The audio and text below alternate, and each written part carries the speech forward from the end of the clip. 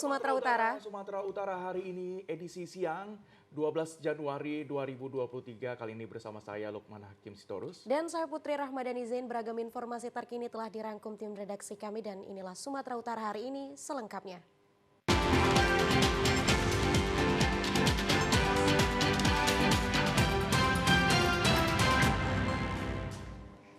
Saudara, 21 unit sepeda motor beberapa jenis yang diduga hasil curian berhasil diamankan Polsek Percut Setuan dari sebuah gudang penyimpanan tersembunyi.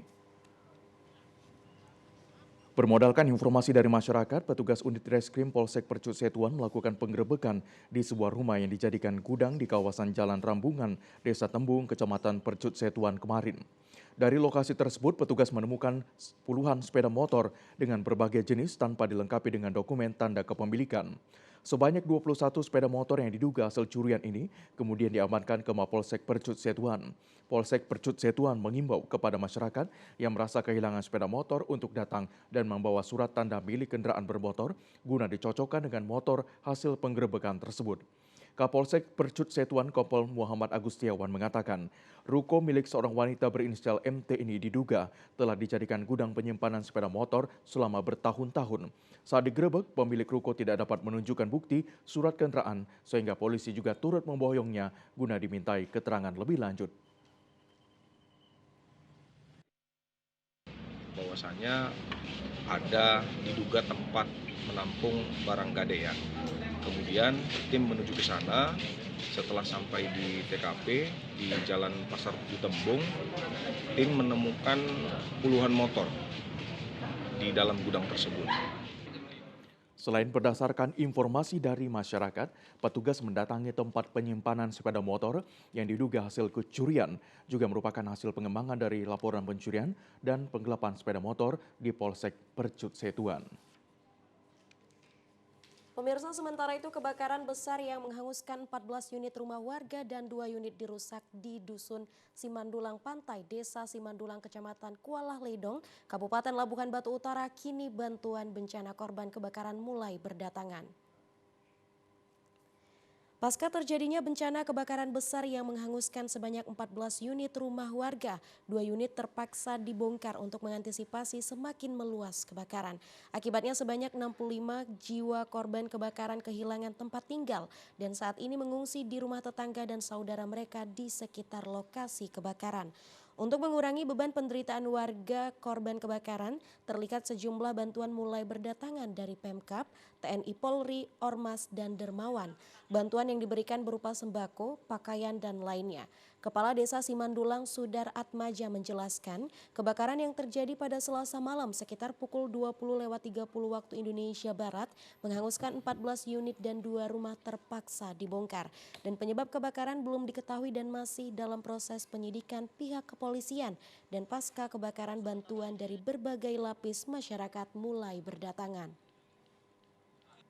Kalau sementara ini kita belum ketahui sebab daripada kebakaran tersebut. Para korban kebakaran masyarakat kita saat ini mengungsi di rumah famili-famili yang terdekat yang ada di Dusun Simandulang ini. Dapat juga kami jelaskan di sini bahwa bantuan-bantuan berupa sembako maupun berupa material juga telah ada katakannya dari Bapak Bupati Labuhan Batu Utara. Perhelatan Powerboat Race F1 H2O sudah semakin dekat. Tentunya berbagai persiapan telah dilakukan seperti halnya masalah pengamanan dari pihak kepolisian. Perhelatan tersebut akan diselenggarakan pada tanggal 24-26 Februari mendatang yang nantinya akan digelar di kawasan Danau Toba, tepatnya di daerah Pelabuhan Mulia Raja, Kelurahan Napi Tupulu, Bagasan, Baligi, Kabupaten Toba. Untuk mendukung dan memberikan rasa nyaman kepada pengunjung, setiap wisatawan yang datang berpersonil Polres Toba siap memberikan pengamanan saat perhelatan Powerboat Race F1 H2O nantinya yang sedang berlangsung. Kapolres Toba AKBP Taufik Hidayat Tayyib saat mengunjungi areal perhelatan event internasional dan bergengsi F1 H2O di Pelabuhan Mulia Raja mengatakan, atas pelaksanaan F1 H2O secara bersama dengan Polda Sumut akan bekerja sama secara maksimal menjaga ketertiban dan keamanan selama pelaksanaan. Personil akan diturunkan secara maksimal baik dari Polres maupun Polda Sumut untuk suksesnya kegiatan berharga itu.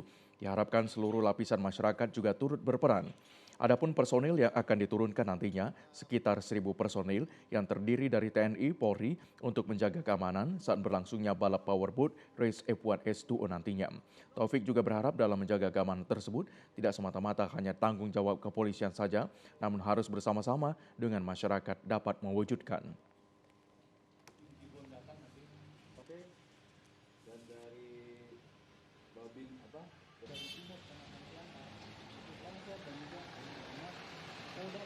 Baik-baiknya dengan koordinasi dan komunikasi yang baik antara kita. Sejauh ini memang kesiapan kita berkoordinasi ya, dengan Pemkab, dengan TNI, dengan stakeholder semuanya untuk sama-sama menjaga keamanan. Dan sampai detik hari ini, saya ucapkan terima kasih buat masyarakat semuanya yang sama-sama membantu kita dalam mengamankan semua kegiatan baik dalam hal pembangunan dan sosialisasi semuanya. Untuk saat ini personil untuk pengamanan kami masih berkoordinasi juga ya dengan Pemkab maupun dengan TNI untuk bagaimana jumlah personil yang akan kita siapkan. Dan kami pun tetap berkoordinasi dengan Polda Sumut dalam hal ini untuk meminta bantuan personil yang akan hadir untuk mengamankan kegiatan F1 H2. Event Powerboat Race F1 S2O bertaraf internasional, ada 16 utusan negara yang akan datang nantinya. Tentu juga harus merasa nyaman saat berkunjung ke tempat ini. Pemirsa, informasi lainnya datang dari Komisi Pemilihan Umum KPU Kabupaten Labuhan Batu akan mengumumkan peserta Badan Ad Hoc atau PPS untuk menjaring 9 orang peserta yang terpilih dan akan lanjut ke tahap berikutnya atau nantinya KPU akan menetapkan 3 orang yang terpilih sebagai PPS di desa tersebut. Komisi Pemilihan Umum Kabupaten Labuhan Batu menggelar rapat pleno dalam agenda menjaring peserta Badan Ad Hoc guna ditugaskan sebagai PPS untuk tingkat desa dan kelurahan. 1.011 orang peserta yang mendaftar lulus verifikasi administrasi mengikuti pendaftaran diri menjadi peserta Badan Ad Hoc yakni PPS di desa atau kelurahan, di mana nantinya KPU Labuhan Batu akan menjaring 9 orang peserta yang terpilih untuk ikut melanjutkan ke tahap berikutnya. Ketua KPU Labuhan Batu Wahyudi menjelaskan pihaknya akan mengumumkan dan memilih 9 orang peserta dan ke depan KPU sendiri akan melakukan sesi wawancara kepada peserta sebelum nantinya pihak KPU menetapkan 3 ranking teratas untuk dilantik menjadi Badan Ad Hoc atau PPS di desa atau kelurahan.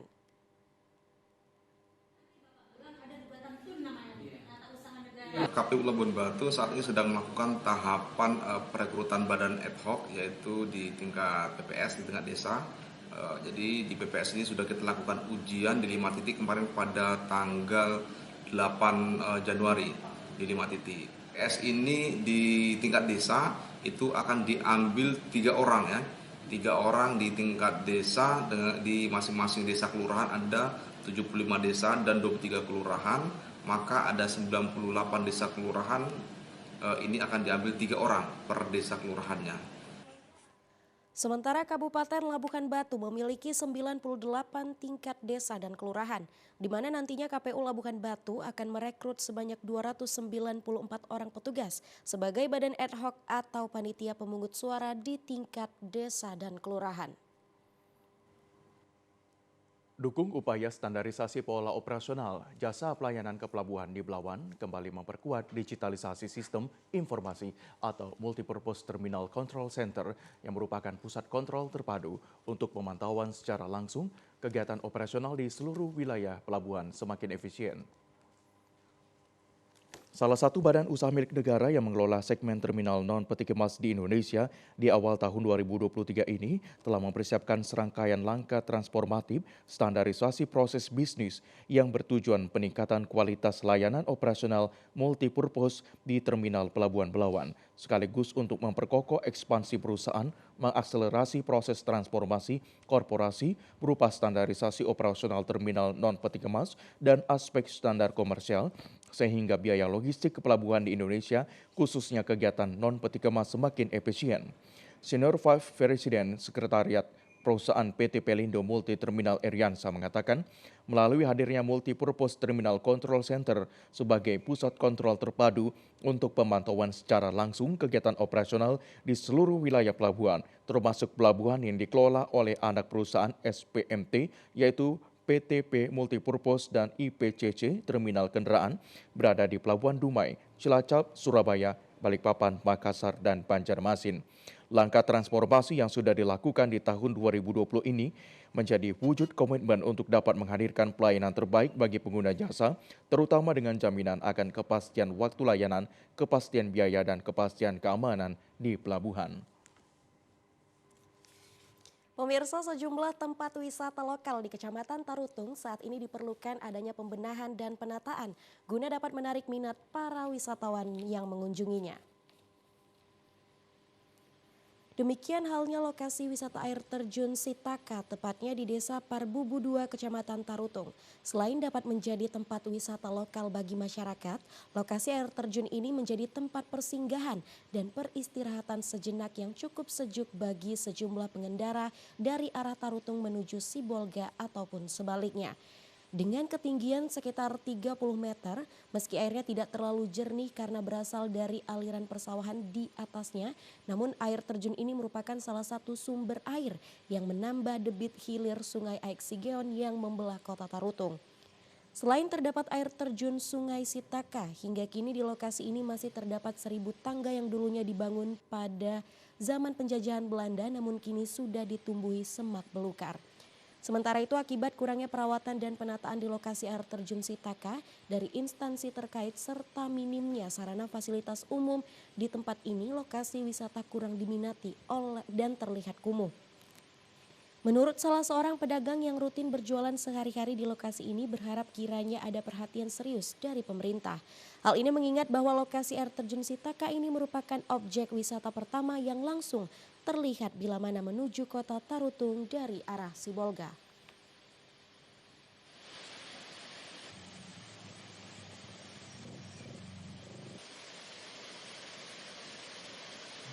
Iya, kalau kita itu ya di sini ya sekedar ya macam sekarang ini kita berusaha ya.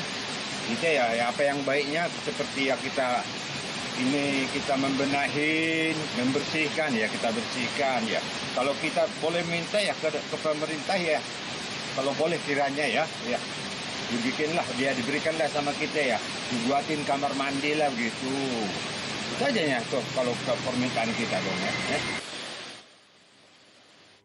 Kami masih memiliki beragam informasi yang menarik lainnya. Tetaplah bersama kami di Sumatera Utara hari ini.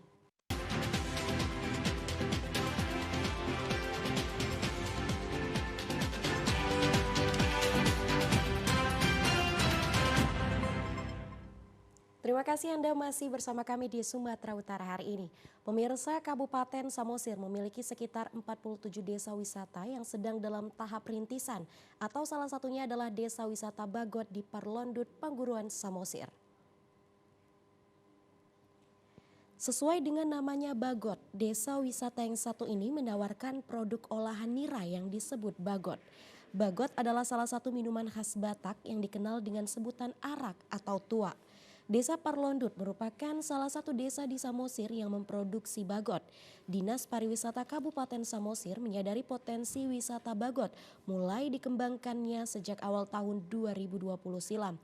Dengan membentuk kelompok sadar wisata atau Pokdarwis di Desa Parlondut untuk mengembangkan potensi tersebut menjadi objek wisata unggulan baru di Kabupaten Samosir. Salah seorang pengunjung, Togar Siboro, mengatakan minuman nira ini sekarang sedang dikemas agar lebih menarik. Di desa ini Bagot akan disuguhkan dengan nuansa yang lebih santai dengan pembatasan jumlah konsumsi untuk setiap orang agar tidak memabukkan. Pengunjung yang datang ke wisata Bagot ini dapat bersantai dan menikmati keindahan alamnya. Sejak pertengahan hingga akhir tahun 2020 silam, Togar menyebut jumlah wisatawan yang datang ke desa Parlondut sudah cukup banyak. Mereka yang datang kebanyakan para penggemar nira serta kuliner khas Batak. Selain menikmati sajian Bagot, wisatawan juga bisa berwisata kuliner dengan mencicipi aneka sajian tradisional Batak. Masyarakat Desa Wisata Bagot menawarkan aneka sajian makanan dan minuman berbahan dasar nira. Ada pula sajian khas Samosir lainnya seperti ayam napi nadar yang merupakan ayam panggang Samosir yang khas dengan penggunaan rempah andaliman. Untuk mendapatkan air nira, warga memanen setiap hari ke pohonnya yang merupakan warga kampung sendiri. Satu gelas bagot bisa dibanderol dengan harga Rp5.000. Para wisatawan juga bisa membawa pulang olahan nira yang ada di Desa Parlondut sebagai oleh-oleh.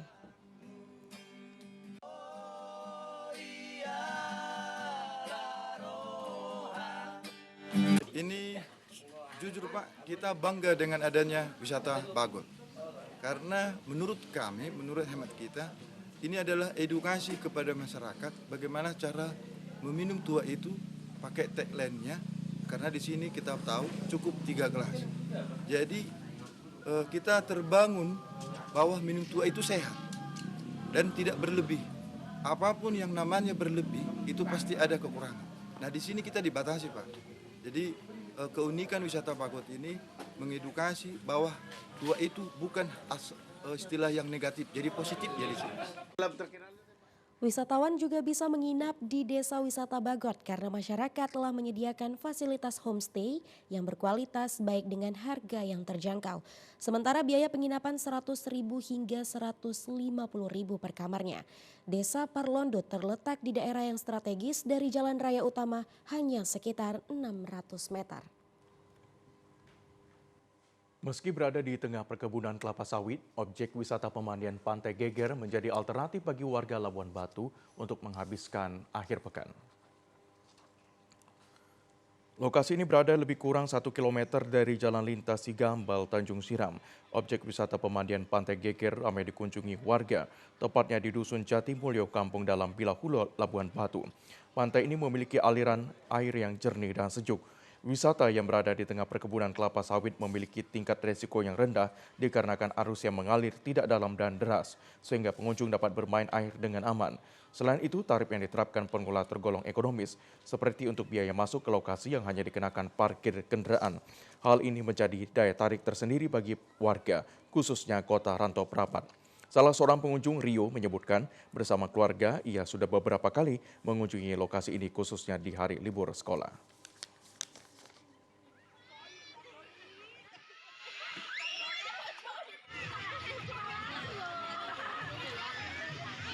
Udah sering ke lokasi ini Bang? Sering Bang. Taunya dari mana Bang? Saya pikir maksudnya Ya dari penduduk sekitar sini. Penduduk sekitar sini kan ya pertama cuma penduduk sini aja yang tahu. Karena kami tanya-tanya ada tempat pemandian baru gini, jadi kami datangi kemarin juga. Pengelola Pantai Geger Ahmad Syarif Nasution mengatakan lokasi ini mulai dibangun awal tahun 2020 lalu untuk mengisi waktu luang saat pandemi. Dengan memanfaatkan aliran air di tengah perkebunan sawit miliknya seluas 4 hektar. Selain menyediakan fasilitas musola dan pondok, di lokasi pemandian ini pihak pengelola juga menyediakan hiburan organ tunggal bagi pengunjung yang hobi bernyanyi.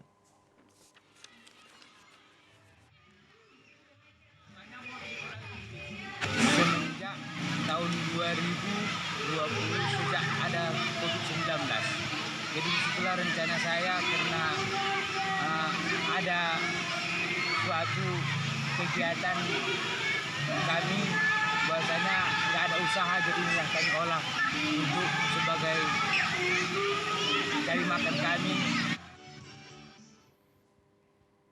Pemirsa, tahukah Anda Kabupaten Samosir, Sumatera Utara kota favorit untuk kunjungan berwisata di musim liburan? Untuk masuk ke lokasi pantai, petugas mengenakan pengunjung biaya retribusi sebesar Rp5.000. Kabupaten Samosir di Sumatera Utara sejak ditetapkan menjadi kawasan strategis pariwisata nasional, menjadi kota favorit kunjungan wisatawan untuk berlibur. Sementara di lokasi Pantai Pasir Putih Parbaba dipadati oleh 3.400 wisatawan untuk menghabiskan libur tahun baru. Banyak aktivitas yang bisa dilakukan oleh wisatawan di lokasi Pantai Pasir Putih Parbaba ini seperti bermain wahana air, yaitu badana boat di perairan Danau Toba. Permainan wahana air yang banyak digemari membuat wisatawan pun rela mengantri untuk bergilir menikmatinya. mengendarai motor ATV juga menjadi primadona untuk aktivitas pengunjung wisatawan selama berada di lokasi Pantai Pasir Putih Parbaba. Kabid Usaha Pariwisata dan Kerjasama Pemkab Samosir John Tinar Sinabutar mengatakan diperkirakan sebanyak 3.400 wisatawan datang berkunjung ke Pantai Pasir Putih Parbaba untuk menghabiskan waktu libur tahun baru. Pengunjung asal Tangerang Jones Sihite mengaku menghabiskan liburan tahun baru bersama keluarga di Pantai Pasir Putih Parbaba. Banyak aktivitas dapat dilakukan, diantaranya menikmati permainan wahana air banana boat, juga berburu wisata kuliner di lokasi pantai. Tingginya minat wisatawan datang berkunjung membuat lalu lintas macet di jalan kawasan Pantai Pasir Putih Parbaba.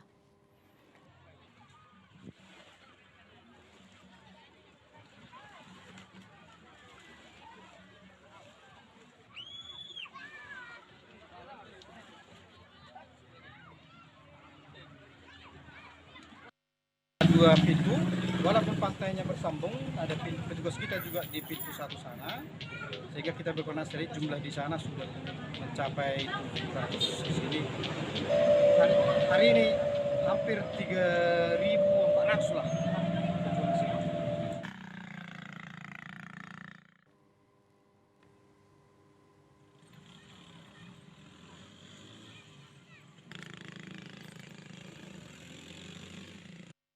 Banana boat, terus main karaoke, terus makanannya cukup lumayan enak.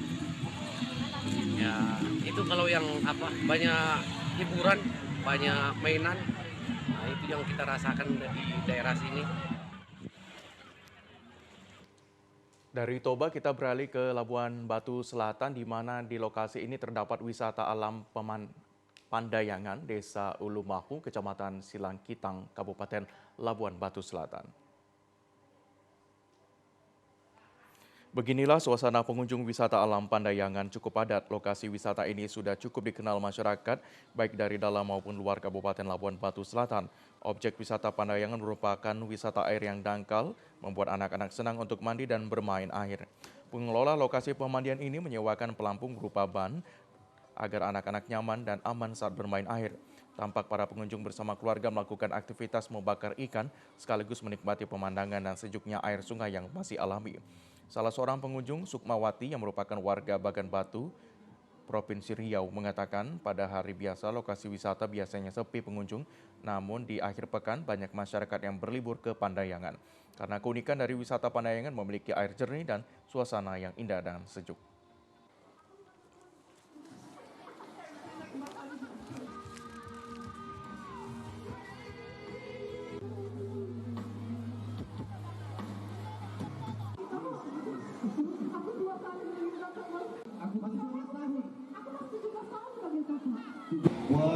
Airnya baru suasananya pun bagus.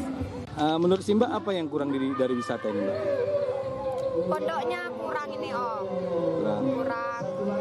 Maksudnya kan kemarin kan tempatnya udah ada untuk mau dibuat, banyak tengok nggak ada. Belum terrealisasi ya? Belum diinikan ya kemarin. Kalau wahana airnya, Mbak? Ya. Pengunjung berharap kepada pihak pengelola agar memperbanyak tempat duduk untuk berteduh sambil pengunjung berlama-lama saat menikmati panorama dan sejuknya air sungai Pandayangan. Pemirsa, bagi penikmat kuliner Nusantara harus mencoba ikan satu ini, yaitu kuliner ikan incor yang hanya ada di Kabupaten Mandailing, Natal. Meski ukuran dan bentuknya kecil, namun ikan incor punya rasa yang luar biasa. Mau tahu keistimewaan kuliner ikan ini? Berikut liputannya. Inilah ikan incor. Bentuk dan ukurannya yang kecil membuat ikan ini sulit didapatkan. Meski kecil, namun soal rasa tidak perlu diragukan. Maka tak heran jika ikan ini pun punya nilai tersendiri. Ikan incor sendiri tidak dapat kita jumpai dengan mudah karena tumbuh dan berkembang biak hanya di beberapa tempat. Tidak hanya itu, bahkan seolah bermusim ikan ini biasanya banyak ditemukan dalam waktu tertentu, seperti pada saat terang bulan. Di Mandailing, Natal misalnya. terdapat 2 warung yang menyajikan gulai ikan incor. Salah satunya di rumah makan Sopo Incor di Desa Pagaran Sigatal, Kecamatan Panyabungan, Kabupaten Mandailing, Natal, di pinggir jalan menuju Kecamatan Panyabungan Timur.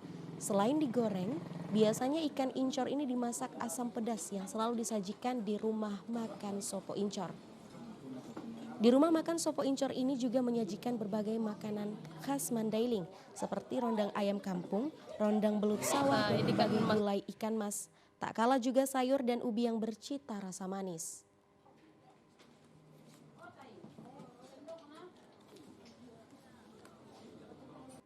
Kan masakan khas kita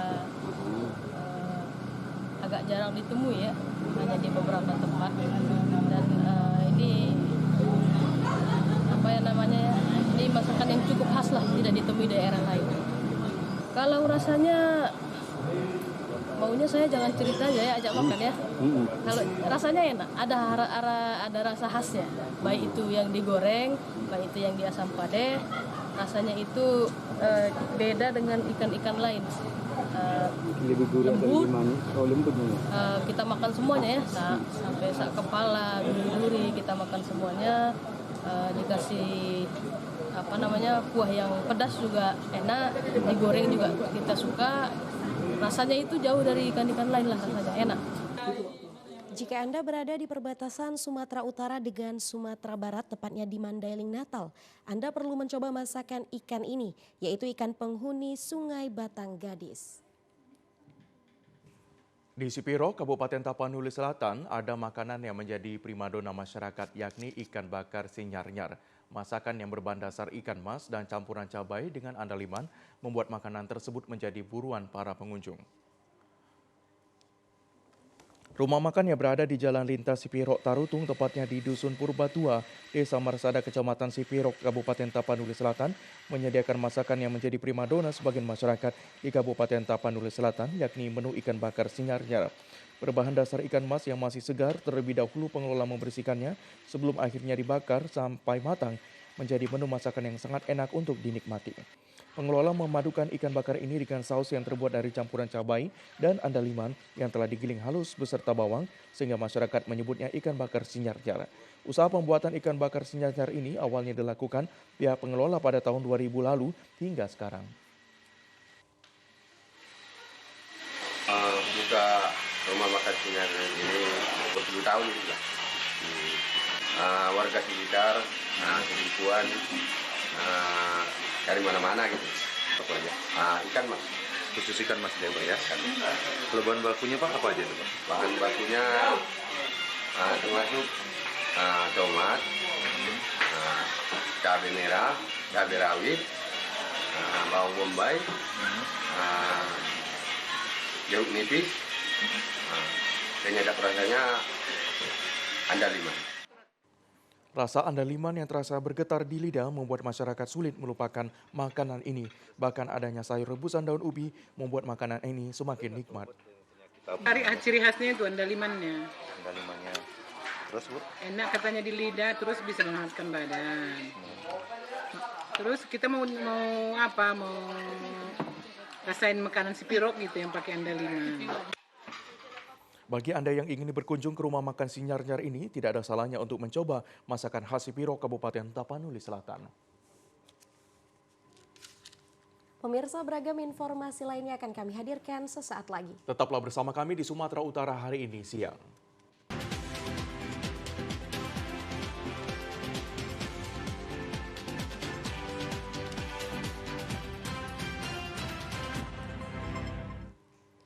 Pemirsa, kini saatnya kita ikuti berita lintas Andalas.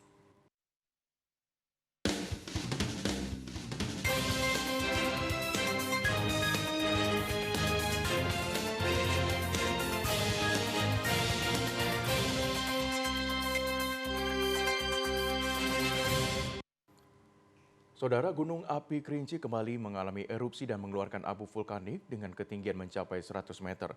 Gunung Api Kerinci saat ini masih berada pada level 2 atau waspada. Warga yang berada di kaki Gunung Kerinci diminta untuk tetap waspada.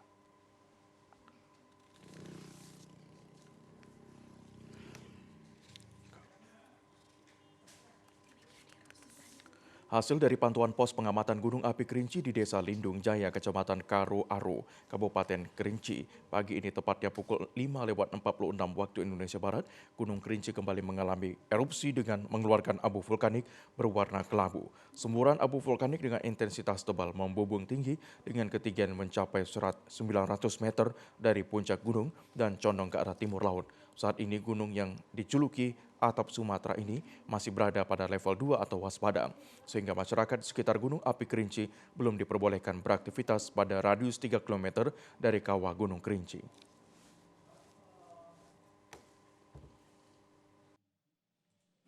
Bahwa untuk level Gunung Kerinci masih level 2 atau waspada.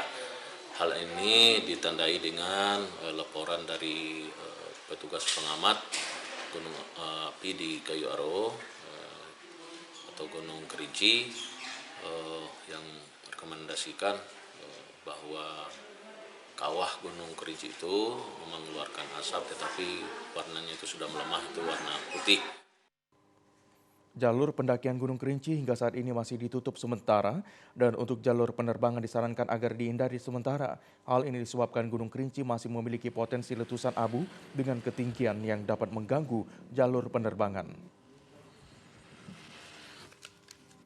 Pemirsa, sementara itu kuota haji untuk Provinsi Bengkulu pada tahun 2023 berpotensi bertambah dan tidak ada pembatasan usia bagi jemaah. Mereka yang batal berangkat dan telah melakukan pelunasan biaya haji tahun lalu akan diprioritaskan berangkat tahun ini.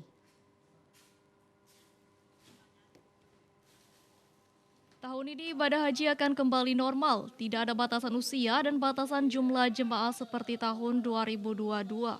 Kuota haji akan dikembalikan ke kuota normal sebelum pandemi COVID-19, yakni sebanyak 1.623 jemaah. Sebelumnya akibat pandemi COVID-19, Provinsi Bengkulu hanya memberangkatkan sebanyak 747 jemaah haji. Tahun ini jemaah yang batal berangkat di tahun 2022 akan menjadi jemaah prioritas untuk diberangkatkan. Kuota haji Provinsi Bengkulu bahkan diperkirakan akan bertambah setelah adanya penambahan kuota haji untuk Indonesia menjadi 221.000 di tahun ini. Saat ini Kemenak Provinsi Bengkulu masih menunggu keputusan pusat mengenai pembagian jumlah kuota haji tiap provinsi. Kota sekarang itu yang saya sampaikan tadi 22.000 tadi secara umum, dan ada harapan secara lisan melalui lobi Menteri Agama ada harapan untuk tambahan. Kita usaha untuk tambahan. Ya, supaya jumlah itu belum disebutkan. Sementara ibadah haji ini akan dimulai awal Juni nanti. Kanwil Kemenak Provinsi bersama Kanwil Kemenak di kabupaten dan kota juga mulai mempersiapkan calon jemaah haji yang akan diberangkatkan, dokumen keberangkatan serta pelaksanaan seleksi petugas haji di daerah. Lucia Mayangsari, TVRI Bengkulu melaporkan. Ruas jalan ke Tahun Bintunan yang merupakan jalan non-status dipastikan akan diperbaiki lantaran adanya penutupan dan pengalihan arus lalu lintas di ruas jalan nasional ke Tahun Air Limas Bintunan.